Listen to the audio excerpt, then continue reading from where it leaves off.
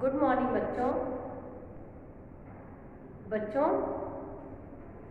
आज हम लोग हिंदी व्याकरण पढ़ेंगे। बच्चों क्लास में हम लोगों ने हिंदी व्याकरण में पदबंध पढ़ा था। मैं ग्रामर इसलिए स्टार्ट की हूँ क्योंकि अभी आप सभी के पास हिंदी पाठ्य पुस्तक नहीं है। आपकी हिंदी पाठ्य पुस्तक 2 है टेक्स्ट बुक, जिसमें स्पर्श भाग 2 और संचयन भाग 2। 9th क्लास में आप लोग पढ़े थे स्पर्श भाग 1 और संचयन भाग 1। 10th में सेम बुक है जिसका नाम है स्पर्श भाग 2 और संचयन भाग 2। ग्रामर की बुक वही रहेगी हिंदी व्याकरण में जो लास्ट ईयर पढ़े थे 9th में, उसी बुक को हम 10th में भी पढ़ेंगे। बच्चों जितना जल्दी हो सके आप लोग पुस्तक ले लीजिए, जिससे इस लेसन को कंप्लीट करने के बाद मैं आपके स्पर्श पाठ्य पुस्तक के आरंभ करूँ। बच्चों हम लोग ग्रामर में पहला पाठ हम लोगों का है पदबंध। पदबंध ग्रामर का प्रथम पाठ है। बच्चों पदबंध पढ़ने से पहले हमको शब्द क्या होता है, पद क्या होता है, पदबंध क्या होता है, ये सभी चीज़ों को जानना जरूरी है। उसके साथ साथ संज्ञा, सर्वनाम, क्रिया, क्रिया विशेषण सबकी परिभाषा भी जानना जरूरी है। जिन्होंने संज्ञा, सर्वनाम, विशेषण की परिभाषा पढ़ा है परंतु भूल गया है, वो लोग फिर से एक बार देखेंगे, क्योंकि बिना डिफिनेशन संज्ञा, सर्वनाम, विशेषण, क्रिया विशेषण की परिभाषा याद किए पदबंध आपको समझ में नहीं आएगा। बच्चों पदबंध पढ़ने से पहले हम लोग शब्द क्या होता है ये जाने। पद शब्द कैसे बनते हैं, पद क्या होता है, शब्द क्या होता है, वाक्य क्या होता है, ये जानेंगे। बच्चों शब्द क्या होता है, शब्द की परिभाषा यहाँ दी है। ध्वनियों के संयोग से बना जो स्वतंत्र समूह है, जो एक निश्चित अर्थ देता है। शब्द ध्वनियों यानी वर्णों के मेल से शब्द बनते हैं। ध्वनि क्या होता है, वर्ण ही होते हैं ना। तो क म ल, तो इसके मेल से जो वर्णों के मेल से या ध्वनियों के मेल से जो स्वतंत्र समूह एक निश्चित अर्थ दे, उसे हम शब्द कहते हैं। शब्द क्या होता है, एक स्वतंत्र होता है, इकाई होती है। शब्द की सत्ता स्वतंत्र होती है। शब्द के भी कई सारे भेद हैं। शब्द के अविकारी और विकारी 2 तरह के शब्द होते हैं, अविकारी और विकारी। विकारी शब्द वो होते हैं जिसमें परिविकार हो यानी परिवर्तन हो, जैसे संज्ञा, देखिए यहाँ दिया है संज्ञा, सर्वनाम, विशेषण, क्रिया। परिवर्तन हो मतलब क्या परिवर्तन हो, संज्ञा है लड़का लड़की, संज्ञा का वाक्य में प्रयोग विकार होगा। लड़का रहेगा तो लड़का लिखेंगे, लड़की रहेगा तो लड़की लिखेंगे। उसी तरह सर्वनाम में उसका और उसकी, तुम्हारा और तुम्हारी। विशेषण में भी छोटा है, छोटी, मोटा, ये जो है ये यहाँ पर भी विशेषण में लिंग वचन कारक के कारण इसमें परिवर्तन होता है। क्रिया में जा रहा है, जा रही है, इसमें भी परिवर्तन होता है।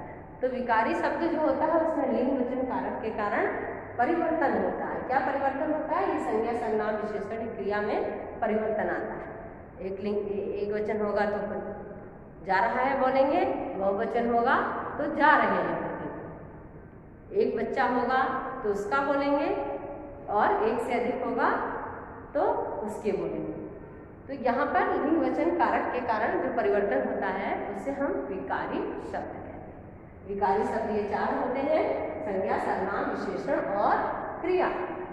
फिर अविकारी शब्द, अविकारी भी इसमें विकार नहीं होता, परिवर्तन नहीं होता कुछ भी, इसे हम अविकारी। इसमें क्या होता है, संबंध बोधक, समुच्चय बोधक, विस्मयादि बोधक और क्रिया विशेषण। क्रिया विशेषण घोड़ा तेज दौड़ता है, लड़का तेज दौड़ता है या लड़की तेज दौड़ती है, दोनों के लिए तेज समान रूप से प्रयोग किया जाएगा। लड़का तेज दौड़ता है तो लड़की भी तेज ही दौड़ेगी, यानी इसमें कोई विकार नहीं होगा। क्रिया की विशेषता है तेज, कैसे दौड़ता है, तेज दौड़ता है, उसमें कोई परिवर्तन नहीं होगा। संबंध बोधक जो संबंध बताते काकी के, उसका उसकी, काकी के समुच्चय बोधक, के साथ के आगे के पीछे विस्मयादि बोधक, हाय जो विस्मयादि, वाह ये तो विस्मयादि बोधक। तो इसमें विकार उत्पन्न नहीं होता यानी अविकारी है। तो बच्चों शब्द के हम लोग भेद देखें। शब्द के दो भेद होते हैं, विकारी और अविकारी। विकारी सब 4 प्रकार के होते हैं, संज्ञा, सर्वनाम, विशेषण और क्रिया। और अविकारी सब संबंध बोधक, समुच्चय बोधक, विस्मयादि बोधक और क्रिया विशेषण। बच्चों अब हम लोग शब्द के बाद देखेंगे पद। पद किसे कहते हैं? पद क्या होता है? शब्द तो स्वतंत्र सत्ता है, शब्द ये पता है ना, शब्द सत्ता की सत्ता स्वतंत्र है, लेकिन पद जो है स्वतंत्र नहीं है। पद की परिभाषा क्या होगी देखिए, तो इसको इरेज कर दे रही हूँ। पद किसे कहते हैं?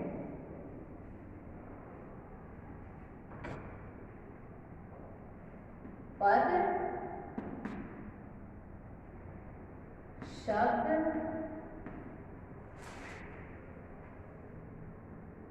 जब व्याकरण के नियमों में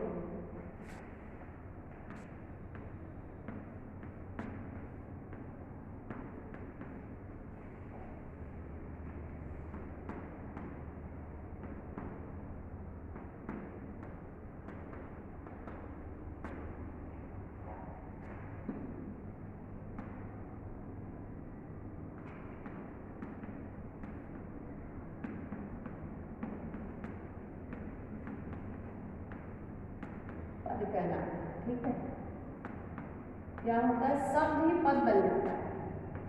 शब्द जब व्याकरण के नियमों में बंधे वाक्य में प्रयुक्त हो, वाक्य में प्रयुक्त होते हैं, पद कहलाते हैं। शब्द क्या है? शब्द पद कब बन जाता है? शब्द ही जो है पद बन जाता है। कब बन जाता है? जब वो वाक्य में प्रयोग होता है। कमल एक शब्द है, ठीक है, लेकिन कमल तालाब में खिलता है जब हम बोल दिए, तो जब एक वाक्य बन गया तो हम पूछेंगे कमल क्या है, तो आप क्या बोलेंगे? कमल यहाँ पर एक पद है। तो शब्द पद कब बन जाता है? जब वाक्य में प्रयोग होता है। पद किसे कहते हैं? शब्द जब व्याकरण के नियमों में बंधे वाक्य में प्रयुक्त होते हैं तो वह पद कहलाता है। व्याकरण के नियमों में बंधे वाक्य में प्रयुक्त होते हैं। कमल तालाब में खिलता है, कमल क्या है? संज्ञा है। यहाँ पर इसकी पहचान है, तो यहाँ व्याकरण के नियमों में बन गया यहाँ पर, इसलिए यहाँ पर ये कमल जो है ये पद कहलाता है। तो शब्द पद कब बन जाता है? शब्द जब वाक्य में प्रयुक्त होता है तब वह पद बन जाता है। अर्थात शब्द जब व्याकरण के नियमों में बनकर वाक्य में प्रयुक्त होता है तो वह क्या कहलाता है? वह पद कहलाता है। नेक्स्ट देखिए पदबंध। पद तो हम लोग देख लिए, फिर है अब पदबंध किसे कहते हैं? पदबंध क्या होता है कि जब एक ही पद का कार्य करे, कई पद मिलकर जब एक ही पद का कार्य करते हैं तो उसे हम पदबंध कहते हैं। कई पद मिलकर, एक से अधिक पद मिलकर जब एक ही पद का कार्य करें तो वो पदबंध कहलाते हैं। ये परिभाषा आप देखेंगे, शब्द किसे कहते हैं, पद किसे कहते हैं।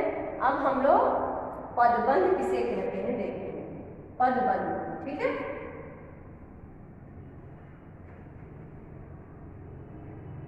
अब हम लोग पदबंध किसे कहते हैं देखिए।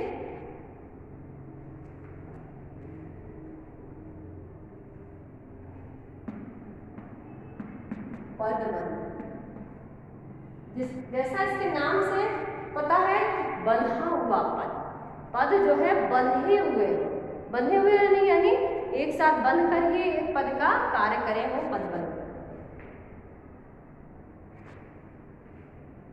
कई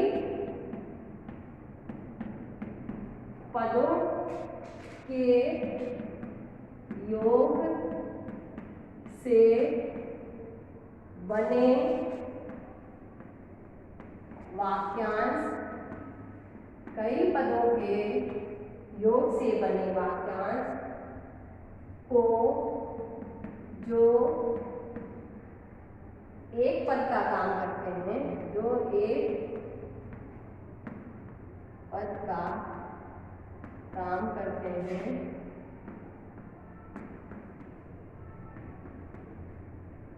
पदबंध कहलाते हैं। पदबंध कहलाते हैं। कैसे? देखिए, कई पदों के योग से बने वाक्य, कई पद के योग से बने वाक्यांश, जैसे देखिए यहाँ पर रमा पुस्तक पढ़ती है। यहाँ पर रमा पुस्तक पढ़ती है। यहाँ पर रमा क्या हो गई? कर्ता, क्योंकि कार्य कर रही है, और पुस्तक क्या हो गया? कर्म हो गया, और पढ़ती है क्या हो गई? ये यहाँ पर क्रिया हो गया। तो जब एक से अधिक पद, जब कई पदों के योग से बने वाक्यांश को जो एक पद का काम करते हैं, उन्हें पदबंध, यानी कई पदों के योग से बने वाक्यांश, वाक्य का कुछ अंश, पूरा वाक्य नहीं पदबंध कहलाता है। क्या कहलाता है? वाक्यांश। तो कई पदों के मेल से, यानी जैसे एक से अधिक पद मिलकर संज्ञा पदबंध का कार्य करें, एक से अधिक पद मिलकर क्रिया पदबंध का काम करें, एक से अधिक पद मिलकर सर्वनाम पदबंध का कार्य करें तो उन्हें सर्वनाम पदबंध कहेंगे, एक से अधिक पद मिलकर क्रिया पदबंध का कार्य करें तो उसे हम क्रिया पदबंध करेंगे। यहाँ पर देखिए वाक्य है, रमा पुस्तक पढ़ती है, तो रमा क्या हो गई? कर्ता हो गई, पुस्तक कर्म हो गया, और पढ़ती है क्रिया। क्लियर? तीनों को हम अलग अलग यहाँ पर दिखाएं। रमा पुस्तक पढ़ती है। नेक्स्ट देखिए आगे बच्चों, देखिए पदबंध, जब एक से अधिक पद मिलकर एक व्याकरणिक इकाई का कार्य करते हैं, उस बंधी हुई इकाई को पदबंध कहते हैं। जब एक से अधिक पद मिलकर एक व्याकरणिक इकाई, व्याकरणिक इकाई यानी कुछ संज्ञा है, सर्वनाम है, क्रिया है, जो भी है, उस इकाई का कार्य करते हैं, एक से अधिक पद मिलकर संज्ञा का कार्य करें तो संज्ञा पदबंध, एक से अधिक पद मिलकर क्रिया का कार्य करें तो क्रिया पदबंध, एक से अधिक पद मिलकर सर्वनाम का कार्य करें तो सर्वनाम पदबंध कहलाता है। जैसे देखिए एक उदाहरण मैंने दिया है यहाँ पर, चार ताकतवर पहलवान इस भारी वस्तु को उठाए। चार ताकतवर पहलवान इस भारी वस्तु को उठाए, यानी चार पहलवान मिलकर के चार, किसके बारे में बता रहा है? इस भारी वस्तु को कौन उठाया? चार ताकतवर पहलवान। तो पहलवान के बारे में ये बताया है कि चार ताकत, ठीक है, ये कौन? चार ताकतवर पहलवान। ये तीन पद मिल करके संज्ञा पदबंध का कार्य कर रहे हैं। या पतंग हवा में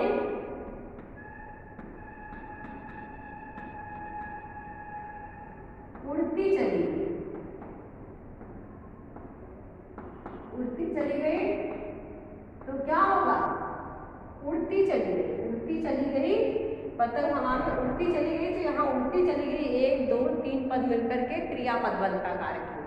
क्रिया जैसे वाक्य में हमेशा अंत में रहता है, वैसे यहाँ पर भी ये अंत में है, लेकिन एक से अधिक पद मिलकर के यहाँ पर संज्ञा पदबंध का कार्य किए और यहाँ पर क्रिया पदबंध का कार्य किया।